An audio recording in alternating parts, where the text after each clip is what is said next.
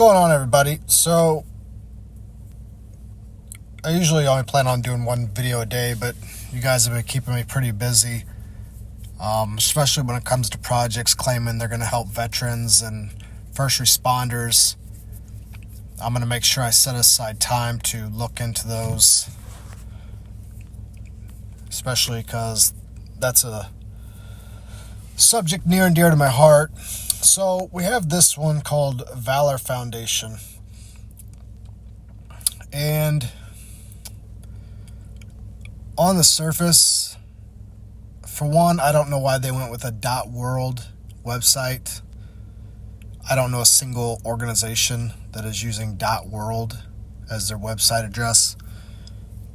Basically, they're saying they're going to give financial assistance to North America, United Kingdom, Australia, and New Zealand. I mean, those are random-ass countries. Like, where did you come up with those are the countries you want to help? You know what I mean? That just really seems odd that you just pick those countries that you want to help. So I went through here. They got a little video here.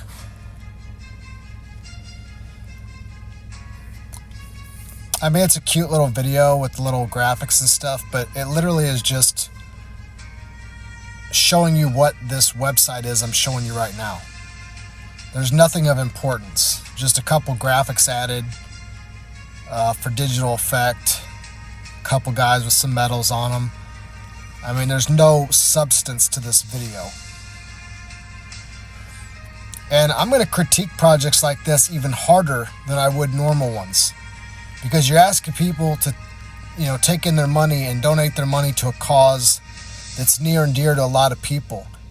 And if you even remotely don't seem legit, I'm going to call you out.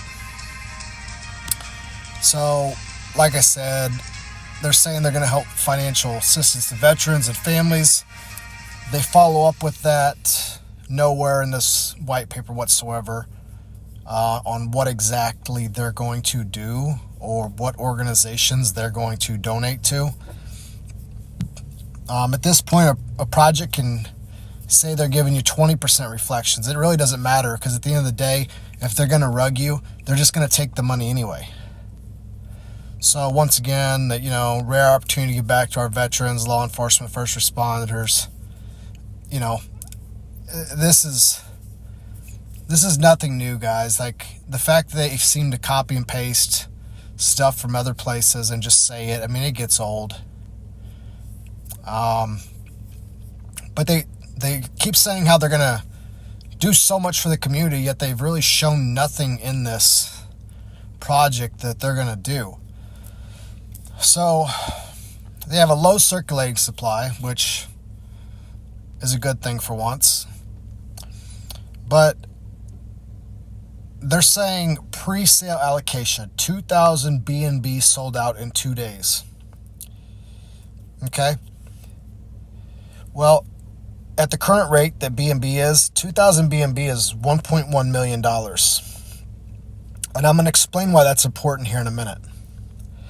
So anyways, the tax, where's this charity wallet going? What organizations are you giving it to? So you have a 5% charity wallet, and then you have a 3% project operations and 3% marketing and development.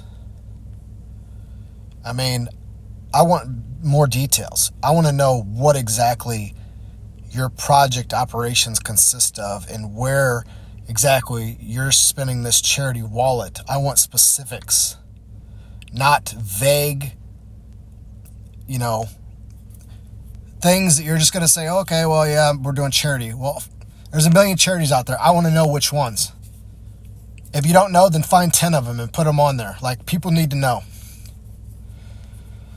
So they got a roadmap here, basic roadmap, no different than anybody else. First donation to a United States-based charity. I mean, that's vague, man. I'm so tired of the vagueness in these white papers and these roadmaps. if you're going to come out with a project and you want people to give you their money, especially when it's supposed to be for charity, you better know who you're going to give it to. And I don't want to hear, well, we don't know yet. If it's in your roadmap, you better have a damn good idea who you're going to give it to. There's 1 million charities in the United States. There should be one on there. I don't want to hear first donation to United States-based charity. And then they're saying,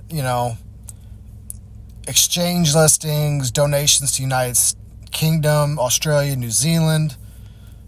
They're going to come up with an app.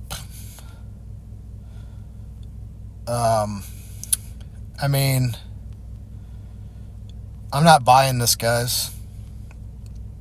I'm not buying it at all. So this is another reason I'm going to come back to that $1.1 million B&B. So in quarter 4 of 2022, you're only going to donate $1 million, but you're taking in over $1 million in your pre-sale is what you're saying. I don't buy it, man.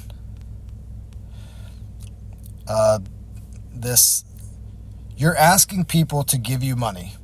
Okay, that's the first thing on the block here. Secondly, who are you?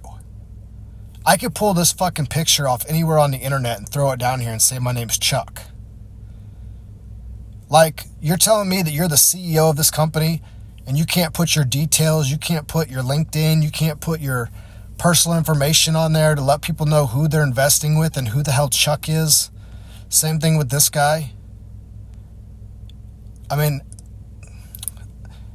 Yeah, I call bullshit on this project, man. I really do. You don't get to sit here and slap,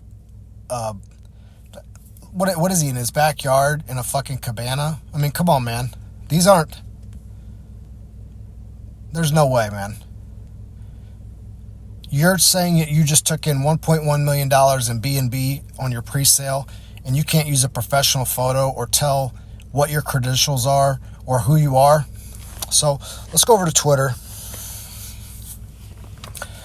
1,300 followers, which leads me to believe, I don't believe for a second they sold all the pre-sale. I've already been in a Telegram, and I'll show you why. So, all these statuses have 1 or 2, 3 likes. And then David here, when I go to his page, he's retweeting shit like Floki Dogefather. Come on, man. Baby Dogecoin. This guy ain't fucking serious, man. This guy ain't serious. He's literally retweeting Floki Dogefather and other stupid projects. I don't buy it. I think they're full of shit. I wouldn't touch this thing.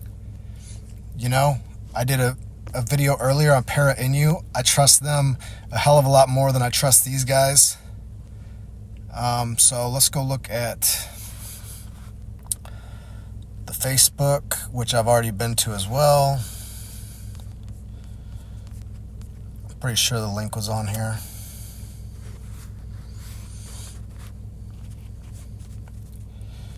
I'm not impressed with the Facebook.